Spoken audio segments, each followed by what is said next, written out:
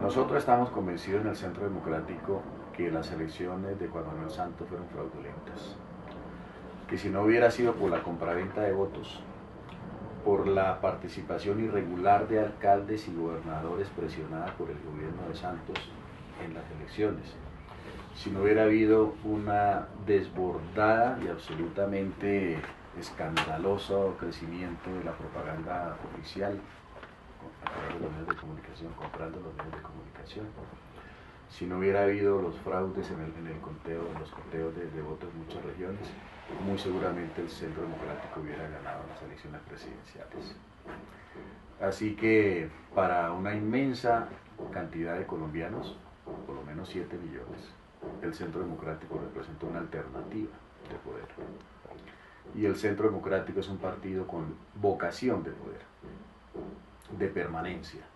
No nos organizamos alrededor de estas tesis del uribismo para ganar simplemente unas elecciones parlamentarias o unas elecciones de alcaldes y gobernadores, no. Queremos ser una opción de poder permanente en el país para las próximas generaciones. Y aspiramos a que el Centro Democrático sea el partido más importante de la Colombia del siglo XXI. De hecho, si no hubiera habido fraude también en las elecciones parlamentarias, hubiéramos tenido la mayor cantidad de senadores entre los partidos que participaron en las elecciones en ese momento. Durante el gobierno de Álvaro Uribe hubo un fortalecimiento muy grande de la fuerza pública en todos los aspectos. Pero hay un aspecto muy esencial, muy fundamental, y es que como política de Estado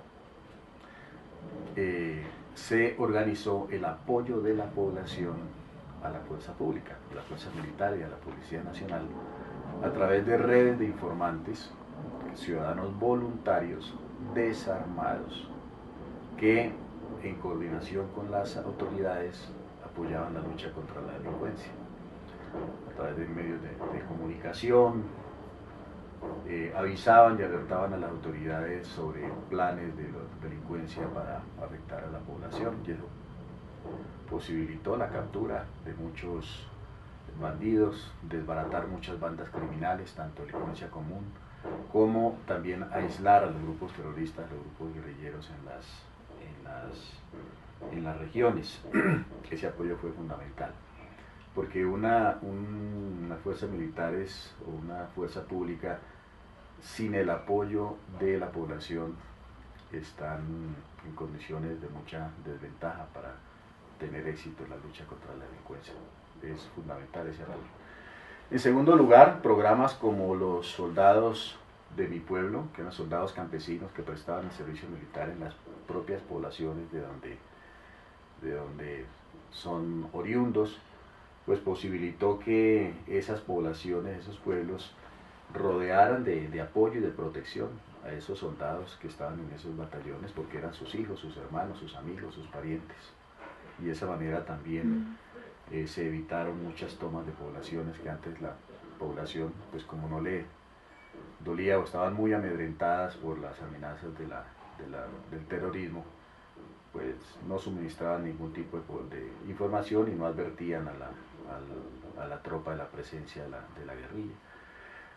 Programas como una mejoría en el entrenamiento, en los equipos, en la coordinación de los organismos de inteligencia al interior de las fuerzas militares, fueron absolutamente claves, robustecimiento de la fuerza aérea para poder ubicar con precisión campamentos de la guerrilla, pero también una política antinarcóticos que fue muy efectiva, que redujo a cerca de la mitad o menos las siembras de coca y la producción de cocaína en el país. Eso también dio muchos resultados y debilitó a la guerrilla. Programas de desmovilización individual de los grupos guerrilleros también fueron muy efectivos, porque al mismo tiempo que había una gran presión contra los frentes de la guerrilla, que los puso en situación de debilidad crítica, y la guerrilla se redujo a menos de la mitad durante el gobierno de Álvaro Uribe, precisamente por esa presión de las fuerzas militares, pues llevaba a que se incrementaran las deserciones. pero simultáneamente un liderazgo muy efectivo del presidente Uribe, que fue absolutamente fundamental, porque ese liderazgo le daba respaldo a la tropa, le daba orientación, le daba guía, le daba norte y todo el apoyo pues, del Estado a la acción de las fuerzas militares.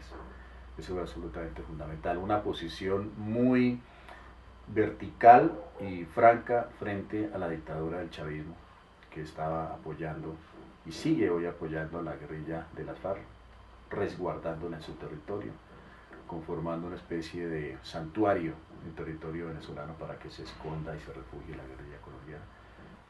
Vino Santos y desmontó uno por uno. Todos esos programas fueron desmontados uno por el gobierno de Juan Manuel Santos. Las redes de informantes se invertebraron. Los soldados de mi pueblo también se desarticularon. El gobierno de Santos se rindió y se sometió frente al chavismo. Toda su política internacional está subordinada a la posición de Venezuela y al impulso pues, del socialismo del siglo XXI a nivel regional.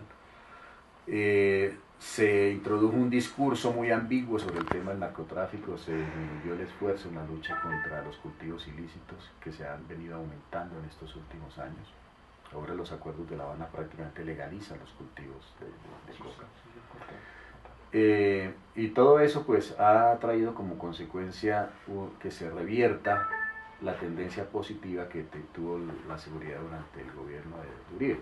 En dos palabras, durante el gobierno de Uribe mejoró sustancialmente la seguridad. Durante el gobierno de Santos, y eso lo corroboran las mismas cifras del Ministerio de la Defensa actualmente, hay un retroceso, hay un deterioro de la seguridad en el país.